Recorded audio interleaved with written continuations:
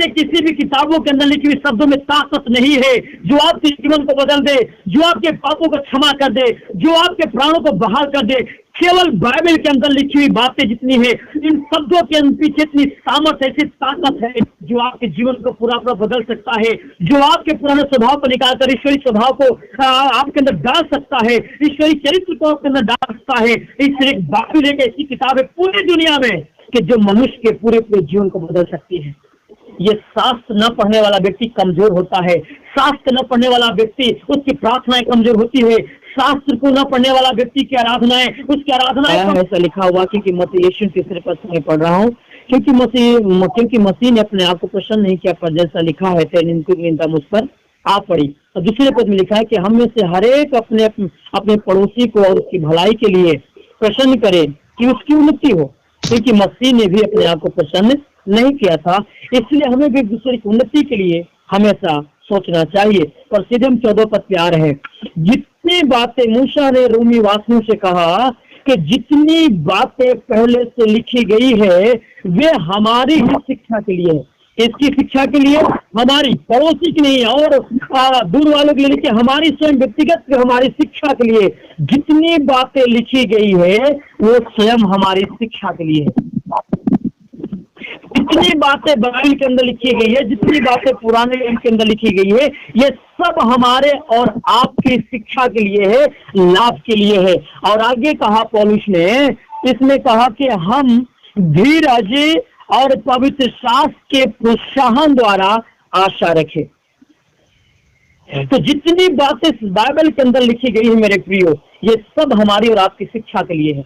तो आप सोचिए कि हमें और आपको कितनी बारीकी से बाइबल का अध्ययन करना चाहिए, कितना ध्यानपूर्वक हमें परमेश्वर को अध्ययन करना चाहिए। पहली बात तो हमें यह समझना होगा कि बाइबल में सब कुछ हमारे लाभ के लिए ही है। ऐसा कुछ भी नहीं है जो इसमें हमारे हानि के लिए हो। इसमें जितनी बातें लिखी गई हैं, जितने पद इसमें लिखे गए हैं, जितने शब्द इसमें हैं, हर एक ये मेरे लाभ के लिए है। ये सब कुछ हमारे लाभ के लिए है।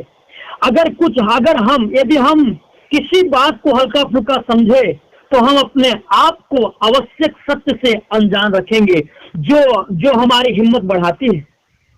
अगर इस बाइबल के अंदर की कोई भी ऐसी बातों अगर हम हल्के फुल्के में अगर लेते हैं, अगर ऐसा हम अपने जीवन में रवैया अपनाते हैं, तो ये हमें आवश्यक सत्य से अनजान रखेगी जो हमारी हिम्मत को बढ़ाती है, जो हमारे हृदय को बदलती है। क्योंकि प्रभु यीशु ने कहा, जितना तुम सत्य जानोगे 8:32 के अनुसार, उतना तुम आजाद होते जाओगे, उतना है तुम्हारे हृदय बहाल होता जाएगा, उतने तुम आजादी को ओर बढ़ोगे।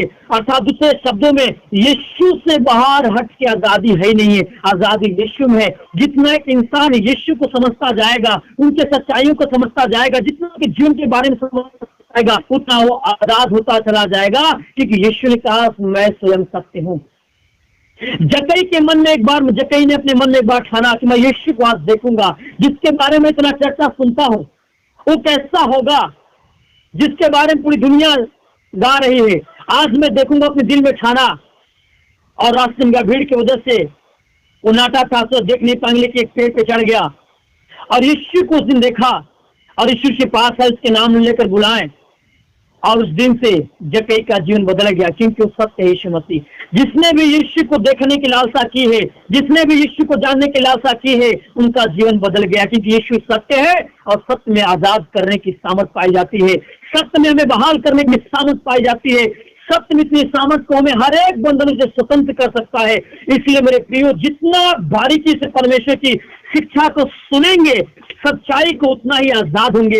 इसलिए आपको ये समझना होगा कि बाइबल में जितनी बातें लिखी गई है, हर एक बातें मेरे लाभ के लिए है, हर एक बातें मेरे फायदे के लिए, हर एक बातें मेरे शिक्षा के लिए। शायद ये लोग अपने मनपसंद बातें सुनना चाहते होंगे, शायद ये लोग को जो अच्छा लगता है वही सुनना चाहते, वही पढ़ना चाहते होंगे, तो बातें सुनना चाहते हैं। कई बार अपनी मनपसंद की कहानियां पढ़ना चाहते हैं बाइबल के अंदर से, तो हम लय व्यवस्था, गिनती, निर्गमन, ये हम इससे पढ़ना नहीं चाहते। ये मेरे लिए बोर हो जाता है। हम व्यवस्था विवरण नहीं पढ़ना चाहते, क्योंकि इसमें न जाने कितने प्रकार के बलिदान लिखा हुआ, पढ़ते इंसान बोर हो जाता है। हमारी शिक्षा के लिए है, इसलिए मेरे प्रियो, अगर आप चाहते उन्नति करें, आपका जीवन बहाल हो और आपकी आराधनाएं ऐसी आराधनाएं हो जो पिता के सन्मुख ग्रहण योग्य हो, आपकी प्रार्थना ऐसी प्रार्थनाएं हो जो बकबक के समान ना हो, जो कपटी रूपी प्रार्थनाएं ना हो, और परमेश्वर के सामने ऐसी प्रार्थना जो उसके दिल में सुनने की लालसा है, तो आपको बड़े बारीकी से बाइबल को पढ़ना होगा और उसे समझना होगा, उसके बारे में सीखना होगा। जितना आप सीखेंगे उतना आप मेरे प्रियो मनों में विश्राम पाएंगे और उतना आप बहाल होते जाएंगे, उतना आपका विश्वास बढ़ेगा, उतना आपके अंदर आनंद शांति बहता चला जाएगा, उतना ही आपके दिल आजाद होता चला जाएगा। इसलिए आप परमेश्वर के वचन को सीखने और सिखाने में, बाइबल पढ़ने और किसी को बताने में पीछे मत हटे। ये आपके दिल को आजाद करेगा। इसलिए बाइबल के किसी भी आयत को, बाइबल के किसी भी संदेश को, किसी भी ऐसे शिक्षा को आप कभी हल्के फुल्के में ना लें। क्या जाने वही है जो आपके जीवन को बदल सकता है। आपने उसे बाईपास कर दिया। इसलिए हर एक शिक्षा आपको भले पसंद आए या ना आए, क्योंकि सत्य कड़वा होता है, लेकिन उसके अंदर आजाद करने की सामर्थ होती है। आपको सुनना चाहिए ध्यानपूर्वक, हमें आपको सीखना चाहिए ध्यानपूर्वक। जो जितना सीखेगा उतना ही अच्छे से प्रभु की सेवा करेगा, उतना ही अच्छे से आराधना कर पाएगा। एक दिन प्रभु के दास बिली ग्राहम ने उन्हें एक बात कहा कि इससे बहुत से दुनिया में किताबें हैं जो समाचार सूचनाएं देती हैं, कुछ ऐसी पुस्तकें हैं जो समाज में परिवर्तन लाती हैं, लेकिन पूरी दुनिया में मात्र एक ऐसी किताब है जिसका नाम पवित्र शास्त्र यानी बाइबल है। वही एक ऐसी किताब है जो मनुष्य के पूरे जीवन को बदल सकती है, और कोई सी दूसरा किताब नहीं है जो मनुष्य के जीवन को बदल दे। ऐसे किसी भी किताबों के अंदर लिखी हुई शब्दों में ताकत नहीं है जो आपके जीवन को बदल दे, जो आपके पापों को क्षमा कर दे, जो आपके प्राणों को बहाल कर दे। केवल बाइबल के अंदर लिखी हुई बातें जितनी है, इन शब्दों के पीछे इतनी सामर्थ, ऐसी ताकत है जो आपके जीवन को पूरा बदल सकता है, जो आपके पुराने स्वभाव को निकालकर ईश्वरी स्वभाव को आपके अंदर डाल सकता है, ईश्वरी चरित्र को आपके अंदर डाल सकता है। इसलिए बाइबल एक ऐसी किताब है पूरी दुनिया में कि जो मनुष्य के पूरे जीवन को बदल सकती है। इसलिए आपको इस किताब को कितने बारीकी से, कितने आदर पूर्वक पढ़ना चाहिए। उन्होंने कहा और कोई सी किताबें नहीं है, केवल एक ऐसा किताब बाइबल है जो मनुष्य के जीवन को पूरा बदल सकता है, क्योंकि इसके अंदर जितने शब्द लिखे हुए जीवित है, क्योंकि इस शब्दों को लिखवाने वाला परमेश्वर आज जीवित है। इसलिए इसे पढ़ने वाले, इसे सुनने वाले, इसका सम्मान करने वाले अपने जीवन में उन्नति, तरक्की, बरकत को देखते हैं। जी हाँ, और आगे लिखा गया, ये मेरी शिक्षा के लिए है, फिर लिखा गया कि हम धीरज पवित्र आत्मा के प्रोत्साहन द्वारा आस्था रखे। और आगे हम पढ़ते हैं कि जो हमारी ये हिम्मत बढ़ाती है और दुनिया में सब कुछ सहने के लिए हमें प्रोत्साहित करती है। जो आज साफ नहीं पड़ता है मेरे प्रियो, जिस हमेशा जो परमेश्वर के वचन के अनुग्रह के दिल दल में नहीं बढ़ते हैं, कभी भी बैकस्लाइड हो सकते हैं, कभी भी टूट के निराश होकर बिखर सकते हैं, लेकिन जो परमेश्वर के वचन के दिल दल में बढ़ रहा है वो कभी भी बिखरेगा नहीं, कभी भी नहीं टूटेगा, कभी भी बैकस्लाइड नहीं होगा। क्योंकि इसमें लिखा है कि यही जो हमारी बाइबल है, जो पवित्र शास्त्र, ये हमारी हिम्मत को बढ़ाती है। इससे पढ़ने, इस बाइबल को पढ़ने से हमें हिम्मत मिलता है, हमें ताकत मिलता है, हमें सब परिस्थितियों की सामना कैसे करना चाहिए, हमें सब परिस्थितियों को सहना कैसे चाहिए, इसके बीच में बाइबल हमें प्रोत्साहित करती है। अगर कोई मेरी निंदा भी कर दे, हमारी कोई बदनामी भी कर दे, इसमें हमें कैसे बड़े रहना चाहिए, ये बाइबल हमें प्रोत्साहित करते में हिम्मत देती है। क्योंकि बाइबल जब पढ़ते ये भी लिखा है कि जब तुम्हें मेरे नाम से लोग सताएं, बदनाम करें, झूठा दोष लगाएं, तो तू आनंदित होना, उछलना कूदना, क्योंकि तेरे लिए स्वर्ग में बड़ा प्रतिफल है। अब ऐसी अवस्था में जब हम आयत को पढ़ते हैं, ये शिक्षा मेरे अंदर होता है, तो हम निराश होने के बजाय और उत्साहित हो जाते हैं, टूटने के बजाय और हम हिम्मती हो जाते हैं, क्योंकि ऐसा लिखा हुआ है बाइबल के अंदर।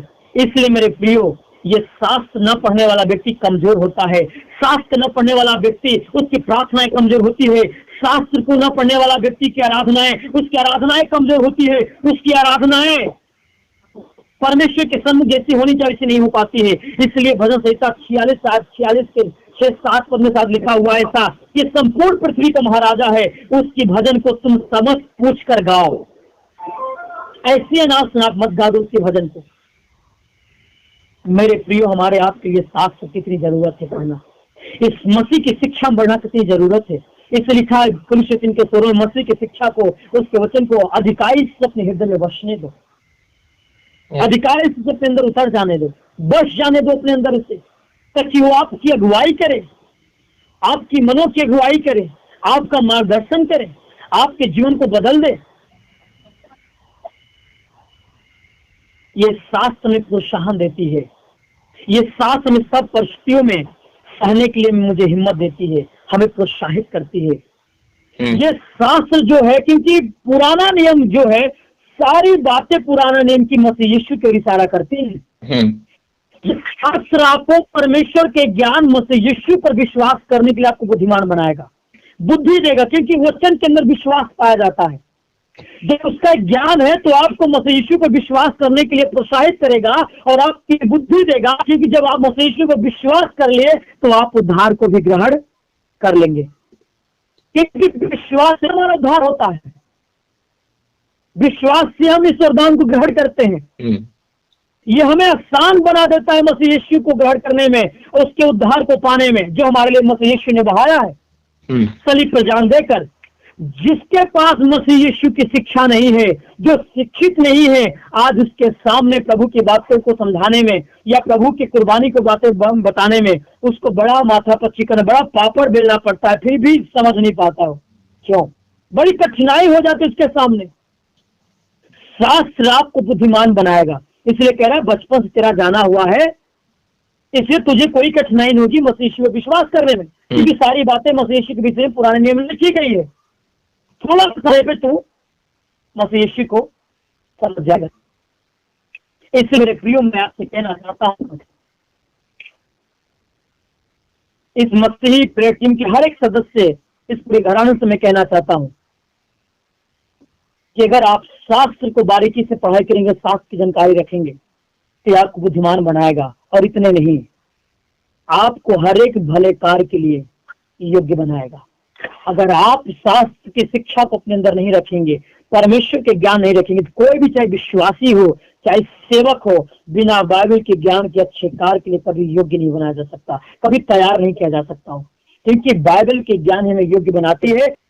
2-2 घंटे गीत गाते रहेंगे, घंटों भर प्रार्थना करते रहेंगे, लेकिन घंटा 1.5 घंटा बैठ के परमेश्वर के वचन को सही से सुन नहीं पाते। हम इससे उबने लगते हैं, कमजोर हैं।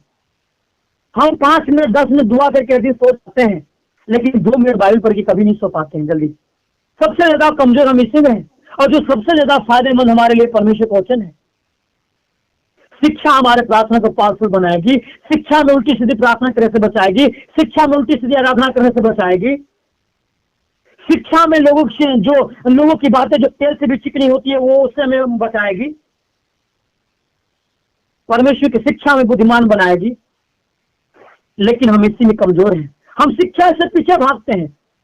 प्रभु ने कहा मुझसे सीखो, तब तुम अपने मनों में विश्राम पाओगे।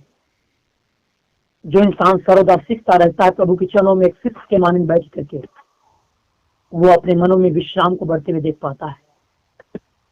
आज बहुत से लोगों को परमेश्वर का वचन लाभान्वित नहीं कर पाता है। कारण है कि उनके मन में विश्वास के साथ बैठता नहीं, और बातों कह दिया तो बड़े ध्यान पूर्वक हम सुनते हैं, लेकिन मसीह के वचन के सुनने की बात आती है तो मेरे प्रियो, हम उसमें अपने ध्यान को कहीं इधर भटकाएंगे उधर भटकाएंगे। आप मेरे लिए बड़ा बोझिल हो जाता है, क्योंकि मेरे परमेश्वर का आखिरी ये संदेश यही था रूपांतरण के पहाड़ पर, ये मेरा प्रियपुत्र, इसके सुनो। हमारा अनंत काल का जीवन इस बात पर निर्धारित करता है मेरे प्रियो, हम उसके पुत्र की कितना सुनते हैं। जब बड़े दुख की बात तो है, जब उसके पुत्र की बात सुनने की बारी आती है तो हम टाल मटोल करने लगते हैं। हमारा अनंत जीवन इस बात पर निर्धारित करेगा कि हम उसके पुत्र की आवाज कितना सुनते हैं। हमारा आनंद इस बात पर निर्धारित करता है, हमारा आनंद इस बात पर निर्धारित करेगा, हमारा आनंद कि हम उसके निकट कितना रहते हैं। उसके निकट आनंद की भरपूरी है और उसकी सुनने में जीवन है। लिखा तुम सुनो और जीवित रहो, तुम मेरी सुनोगे तो जीवित रहोगे। इसलिए मेरे प्रियो, ये परमेश्वर की शिक्षा हमें जीना सिखाएगी, हमें हर एक भले काम के लिए तैयार करेगी, क्योंकि इसके बगैर कोई भी सेवक, कोई भी विश्वासी भले युग के काम करने के लिए योग्य बनाया नहीं जा सकता। दूसरी बात तो हम सीख सकते हैं तरह तरह की बातों को सीख सकते हैं और सीखते भी हर दिन हम दूसरों से कि वो हमारे लिए कोई लाभदायक नहीं है। कुछ पल पे हो सकता, कुछ हमारे जीवन के लिए, हमारे भौतिक समाज में कुछ बातों के लिए हमें सुधार दे, लेकिन हमारे अंदर से हमारे जीवन को बदल नहीं सकता। वो हमें लड़ने की क्षमता नहीं दे सकता। हमारे जीवन के लक्ष्य होना चाहिए कि हम कितनी बातें, कितना मसीह के बारे में सीख सके। जैसे पौलुस की जीवन की पूरी मनोकामना यही थी कि अपने मसीह यीशु को किसी भी व्यक्ति प्राप्त कर ले, उसके ज्ञान को प्राप्त करे। उसके आगे दुनिया की हर एक अनमोल चीजें फीकी लगती थी। और उसके सेवा का रहस्य नहीं था को गमलीएल की चरणों में बैठ के कितना शिक्षा हासिल किया है। उसकी सेवा के रहस्य ये था कि परमेश्वर को जानता था और परमेश्वर के विषय में उसके पास ज्ञान था। अगर आप चाहते इस सेवाई कर सकें तो आपको परमेश्वर के बारे में जानना होगा। आपके जीवन के लक्ष्य होना चाहिए, जीवन की मनोकामना ये होनी चाहिए कि हम अपने यीशु को कितना प्राप्त कर लें। उसकी उत्तमता को प्राप्त करने के लिए वो सब बातों को कूड़ा करकट समझता था। किसी भी रीति से मसीह को प्राप्त करूं, उसकी उत्तमता को प्राप्त करूं, ये हमारी लक्ष्य होना चाहिए। इसलिए मेरे प्रियो, आपका जीवन और हमारा जीवन बिना मसीह के ज्ञान के किसी भी भले कार्य करने के योग्य नहीं हो सकता। परमेश्वर की ज्ञान ही हमें हर एक भले काम करने के योग्य बनाती है। उसी में ताकत है और किसी में नहीं है। एक आखिरी वचन पढ़िएगा आप, इब्रानियों की पत्र उसका 13वां अध्याय उसका 20 और 21। शांति दाता परमेश्वर जो हमारे प्रभु यीशु को जो भेड़ों का महान रखवाला है, सनातन वाचा के लहू के गुण से मरे हुए में से जिलाकर ले आया, जी तुम्हें हर एक भली बात में सिद्ध करे, जिससे हर एक भली बात में सिद्ध करे, जी हाँ, सिद्ध करे, जिससे तुम उसकी इच्छा पूरी करो, जिससे तुम उसकी पूरी करो। और जो कुछ उसको भाता है उसे ये कुछ परमेश्वर को भाता है उसे यीशु मसीह के द्वारा हम में उत्पन्न करे। क्या करे? हम में उत्पन्न करे। जो कुछ भी परमेश्वर को पसंद है उसे यीशु के द्वारा हम में क्या करता है? उत्पन्न करता है। इसकी शिक्षा के द्वारा उत्पन्न करता है ताकि उसकी महिमा युगानुग हमारे जीवन से होती रहे। अगर आप इस शिक्षा से दूर रहेंगे तो जो परमेश्वर के दिल में है वो आपके जीवन में प्रकट नहीं कर पाएगा। वचन ही यीशु तो है, यही तो देहधारी हुआ है।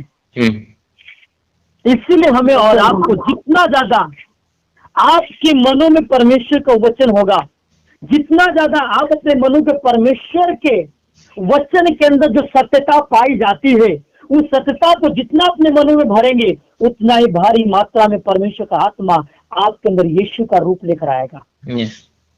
आप कहते रह जाएंगे प्रभु हमें यीशु के स्वरूप में बना, यीशु के स्वरूप में बना। ये कभी भी आप यीशु के स्वरूप में, उसके स्वभाव में नहीं बढ़ सकते जब तक बाइबल के अंदर पाई जाने वाली सच्चाई आपके मनों में एकत्रित नहीं होंगी, तब तक पवित्र आत्मा कुछ भी आपके अंदर नहीं कर पाएगा। क्योंकि पवित्र आत्मा करने के लिए कुछ चाहिए, क्योंकि हम शुरुआत के दिनों में पढ़ते हैं कि आदि में परमेश्वर ने आकाश और पृथ्वी को बनाया, लेकिन पृथ्वी बेडौल थी, सुनसान थी और गहरे जल के ऊपर पवित्र आत्मा मंडराता था। तो क्यों पवित्र आत्मा मंडराता था, तो क्यों पवित्र आत्मा सृष्टि को नया नहीं बना दिया? क्यों पवित्र आत्मा सृष्टि के उजाला पैदा नहीं कर दिया?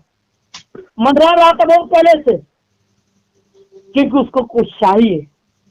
जब परमेश्वर ने कहा उजियाला हो और उजियाला हुआ, उस शब्द को लिया, परमेश्वर ने आज्ञा दिया, यीशु मसीह ने आज्ञा की घोषणा किया और पवित्र आत्मा लिया और उसे उजाला पैदा कर दिया। मेरे प्रियो, पवित्र आत्मा के ऊपर मंडराता रहेगा। आपके जीवन में आत्मा है, आपके जीवन को बनाना चाहता है, लेकिन जब आपके अंदर मसीह यीशु की सच्चाई आपके मनों में नहीं रहती है तो वो बेबस हो जाता है और कुछ आपके अंदर कर नहीं पाता है।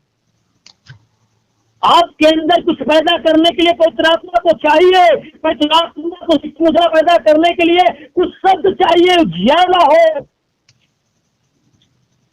और हमारा जो सबसे बड़ा लक्ष्य है परमेश्वर ने इसलिए बुलाया कि मसीह उसके पुत्र के स्वरूप में हो। आज पवित्र आत्मा हमारे अंदर करा रहा है। आप विश्वास से दुआ करते, प्रभु हमें बदल दीजिए। प्रभु कैसे पवित्र आत्मा बदले? पवित्र आत्मा इसीलिए आया कि आपके अंदर यीशु के चरित्र पैदा कर दे। जो स्वभाव यीशु के अंदर पवित्र आत्मा डाला, वही स्वभाव आपके अंदर पैदा कर दे। लेकिन वो बेबस है, क्योंकि हमारे मनों में बाइबल की पाई जाने वाली सच्चाई है ही नहीं।